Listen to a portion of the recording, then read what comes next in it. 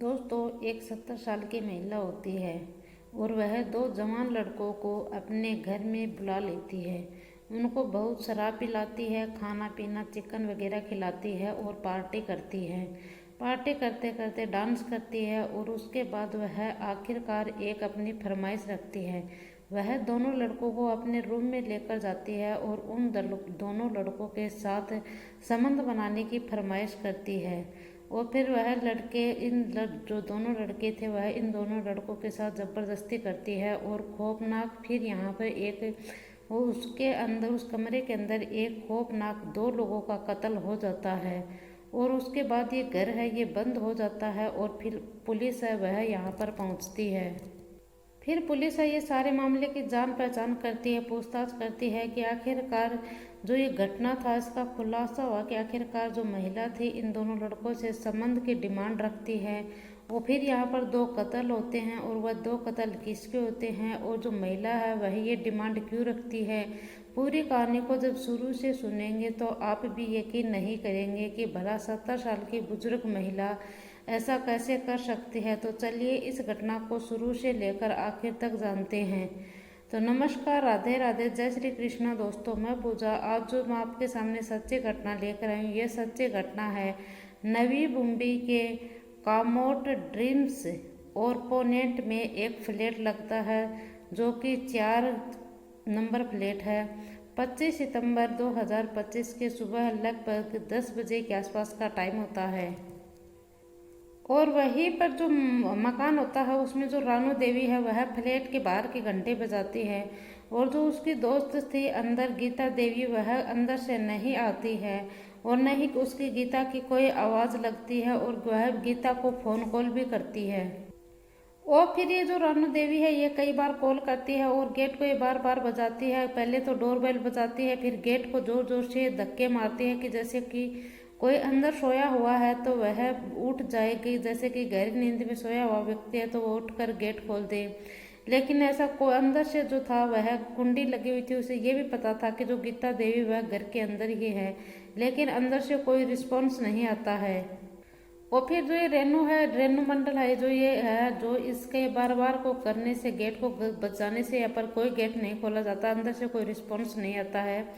तो ये जो है ये बाहर की जो साइड की एक खिड़की होती है उस खिड़की को खोलकर देखती है। जैसे ही वह खिड़की को खोलकर देखती है तो उसमें एलपीजी गैस होता है, उसकी बहुत ज़्यादा गंध आती है और जैसे कि उसका जो शक था वह यकीन में बदल जाता है। फिर उसका कुछ अनहोनी होने का असंदेश था, वह देख लेती है, वह सोचती है कि यहाँ पर कुछ ना कुछ गड़बड़ होती है। इसके बाद वह फौरन पुलिस को फ़ोन करती है और ऐसे ऐसे बताते हैं कि मैं गेट के ऊपर खड़ी हुई हूँ, गेट अंदर से बंद है, एलपीजी गैस की बहुत ज़्यादा बुरी बदबू आ रही है। पुलिस यह सुनते ही पुलिस मौके पर पहुंचती है और फायर ब्रिगेड की जो टीम होती है उसको भी साथ में लेकर आती है और जो गेट था उसे गेट को तोड़ा जाता है। जब गेट तोड़कर पुलिस अब वह अंदर पहुंचती है और अंदर जाकर रूम में देखती है पुलिस तो जो रेनू बेड के नीचे पड़ी थी और उसका जो गला था वह पूरी तरह से कटा हुआ था और खून में वह जमाजम जैसे कि लथपथ खून में पड़ी हुई थी, बेसुध बुरी हालत में पड़ी हुई थी।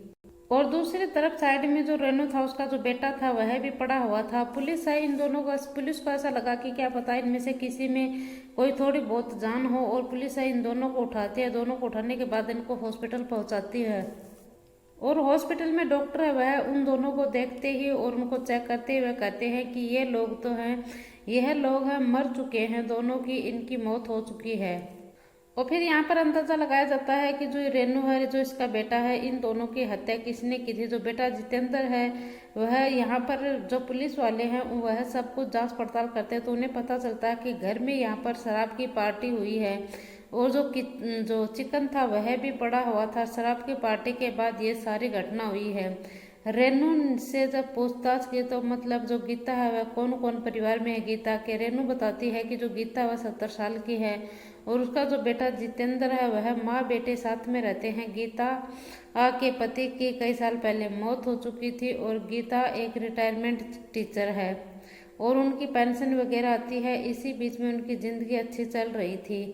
अब जब पुलिस का पता लगता है कि पुलिस का सवाल आखिरकार ये था कि रात के टाइम में कौन आया था, और पुलिस बाहर जितने इलाके सीसीटीवी कैमरे लगे हुए थे उन सभी सीसीटीवी कैमरे को पुलिस थी वह खंगालना शुरू कर देती है, और जो हत्यारे हैं उनको पुलिस पकड़ना शुरू कर देती है। और फिर साथ में ये भी कहा जाता है कि जो गीता देवी का घर था उस घर के अंदर के जो हत्यारे थे वह घर के अंदर की कुंडी थी वह लगाकर चले जाते हैं, और जो छत का दरवाजा है उससे वह हत्यारे हैं वह कूद कर चले जाते हैं। और ये कहा जाता है कि अगर अंदर की कुंडी लगा हुआ है तो घर पर कोई आता था और वह आता था और चला जाता था, उनको ऐसा लगता था कि शायद ये गीता देवी है, ये घर पर नहीं है। और फिर पुलिस अब यहाँ पर सीसीटीवी कैमरे को खंगालना शुरू कर देती है, और इन दोनों माँ बेटे की जो लास्ट कॉल पर किसकी बात हुई थी इन सब की जो फोन रिकॉर्ड है वह भी निकलवाना शुरू कर देती है, और जो रात के टाइम में लोगों में किससे बात करती थी। और यह पुलिस वालों को पता चल जाता है कि शुभम नाम का एक लड़का होता है जिसकी उम्र 19 साल के आसपास होती है, और एक लड़का और होता है जिसका नाम महेश होता है और उसकी उम्र 20 साल के आसपास होती है। ये थोड़ी दूर पर रहने वाले होते हैं। और जो जितेंद्र है, जितेंद्र को ये जो शुभम होता है दोस्त, और शुभम का दोस्त होता है ये महेश। पुलिस को ये जानकारी मिलती है, और फिर इन सब का पता चलने के बाद जो पुलिस है वह यहाँ की सीसीटीवी कैमरे खंगालते हैं, तो उन्हें पता चलता है कि रात के तकरीबन 10 बजे के आसपास है जो शुभम और महेश है ये है दोनों जितेंद्र के साथ उनके घर पर आते हुए दिखाई देते हैं। फिर जो पुलिस है इनका शक है वह यकीन में बदल जाता है, और फिर आखिरकार पुलिस है वह इन दोनों को गिरफ्तार कर लेती है। पुलिस जब इनको गिरफ्तार करती है तो ये दोनों लोग थे जो महेश और शुभम थे, दोनों बहुत ज़्यादा घबराए हुए थे और बहुत ज़्यादा सहमे हुए थे, और हाथ पैर इनके थे वह कांप रहे थे। फिर पुलिस है इनसे पूछताछ करती है, और ये दोनों कहते हैं कि साहब हमसे गलती से ये सब कुछ हो गया था, हमने शराब कर रखी थी और ड्रिंक की वजह से ये सब कुछ हुआ है। और जो गीता के घर से यह ज्वेलरी वगैरह चोरी की थी यह सब भी इनके पास से बरामद हो जाता है। फिर बताया जाता है कि 24 सितंबर को जो जितेंद्र है ये है इस शुभम को और महेश को फ़ोन करता है रात को कि आज रात को हम पार्टी रखी है और तुम दोनों मेरे घर पर ज़रूर आना। और फिर ये शुभम है ये कहता है कि मैं फिर महेश को कॉल करता हूँ और वो बताता हूँ कि जो ये है इसका जो बेटा है ना इस महिला का जितेंद्र के घर के ऊपर आज पार्टी है और आज रात को जितेंद्र ने हमें पार्टी में बुलाया है। और फिर हम लोग घर पर चले गए थे और यहाँ पर पार्टी वगैरह थी, शराब वगैरह पी और हमने फिर यहाँ पर चिकन वगैरह खाया और फिर हमने डांस वगैरह किया। यहाँ पर बहुत अच्छी पार्टी हो रही थी। और यहाँ पर जो गीता देवी है उसने बहुत महंगी शराब मंगा रखी थी। वह शराब खुद भी पीती है, हमें भी पिलाती है और साथ में जो जितेंद्र होता है उसको भी पिलाती है।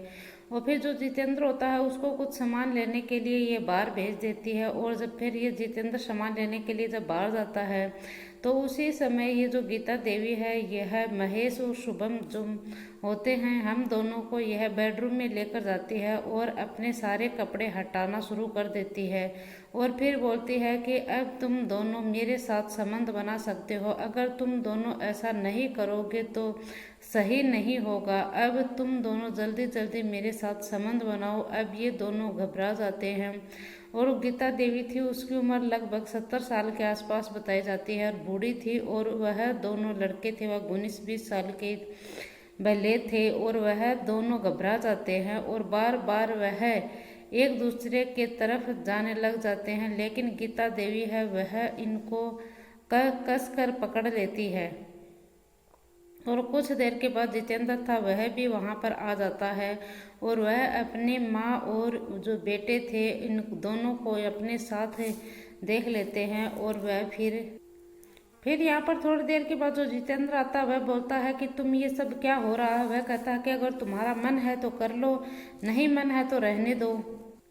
और फिर ये शुभम था, शुभम को अपनी माँ के कमरे में छोड़कर और जो महेश होता है उसको कमरे से बाहर ले आता है। और फिर जो ये जितेंद्र था यह महेश के साथ जिद करने लग जाता है कि तुम मेरे साथ संबंध बनाओ। और जो बेटा था वह तो महेश के साथ जिद कर रहा था और जो माँ थी वह शुभम के साथ जिद कर रही थी। उसी बीच में जो महेश है वह नशे में धुत था और वह एक लोहे का छोटा सा डंडा उठाता है और उस डंडे से जितेंद्र है उसको मार देता है और उसके सर पर मार देता है, जिससे वह चीखता है। चीख कर नीचे गिर जाता है। फिर अंदर से शुभम आता है। वह गीता देवी के पैसों के लालच गीता देवी वह उसे पैसों का लालच दे रही थी। गीता देवी उसे बातचीत कर रही थी, कहानी सुना रही थी। गीता देवी बाहर की तरफ आती है। वह देखती है कि जो उसका बेटा था वह जमीन के ऊपर गिरा पड़ा हुआ था और वह चीख निकल जाती है। तो फौरन जो शुभम है वह महेश से बोलता है कि दोनों को मारना पड़ेगा, क्योंकि वरना यह भी पुलिस को बुलाएगी, हम लोग पकड़े जाएंगे। फौरन वह दोनों गीता देवी को भी जमीन के ऊपर गिरा देते हैं मारकर। और फिर महेश और जो शुभम होते हैं ये दोनों भाग जाते हैं यहाँ से। चाकू लेकर आते हैं और चाकू से ये जल्दी जल्दी गीता देवी को चीखना चाहते थे, लेकिन इसीलिए जल्दी से गीता देवी को चाकू से जो उसका गला था वह काट देते हैं और दूसरा कत्ल भी कर चुके होते हैं। उन्हें कन्फर्म नहीं था कि जो जितेंद्र है वह मरा हुआ है कि नहीं मरा हुआ है। वह फिर से सिर के ऊपर उसे भारी चोट से मारते हैं और जिससे वह मर जाता है और जितेंद्र भी मर जाता है। और कुछ देर के बाद वह फिर से वह कन्फर्म करते हैं और वह देखते हैं कि जितेंद्र है वह मरा है कि नहीं मरा। इसीलिए उनको लगता है कि जितेंद्र जिंदा हो सकता है। वह जिंदा तो इसलिए जो लोहे की रोड थी उन्होंने इसका उपयोग किया था और ताबड़तोड़ जितेंद्र के सर के ऊपर ज़्यादा हमला किया था। और फिर ये एहसास होता है कि गीता देवी की मौत हो चुकी है। फिर वह घर में लूटपाट और जैसे जेवरात हैं वह भी ले जाते हैं और अंदर से कुंडे लगाकर और वह छत के गेट से वह होकर निकल जाते हैं। और फिर शुभम और जितेंद्र साथ में जो शुभम और महेश है ये साथ में जिद कर रहा था कि गुस्से में आकर यह एक दूसरे से ऐसा किया था कि जो जितेंद्र है वह शुभम महेश के साथ ऐसा कर रहा था तो उसने गुस्से में आकर ये सब किया था। और इधर जो बेटा था वह महेश से जिद कर रहा था और माँ थी वह शुभम से जिद कर रही थी। इन दोनों दोस्तों ने माँ बेटे को वो जिद कर रहे थे और उसी के बीच जो महेश है वह नशे में धुत था। वह लोहे के छोटा सा डंडा लेकर जितेंद्र के सिर के ऊपर मार देता है और इन दोनों की जो चीख है वह निकल जाती है और इन दोनों की हत्या कर दी जाती है। और फिर दोस्तों जो पुलिस है वह इन दोस्तों को उठाकर जेल के अंदर भेज देती है। दोस्तों आपकी इसके ऊपर क्या इस घटना के ऊपर क्या कहना है हमें कमेंट बॉक्स में ज़रूर बताइए। क्या उन दोनों दोस्तों ने उन माँ बेटों को मारकर सही किया कि गलत किया। दोस्तों इस पूरी घटना का सुनाने का उद्देश्य मेरा किसी को दिल को ठेस पहुंचाना नहीं है, किसी को परेशान करना नहीं है, बल्कि आपको जागरूक करना है, सचेत करना है। जय हिंद, जय भारत।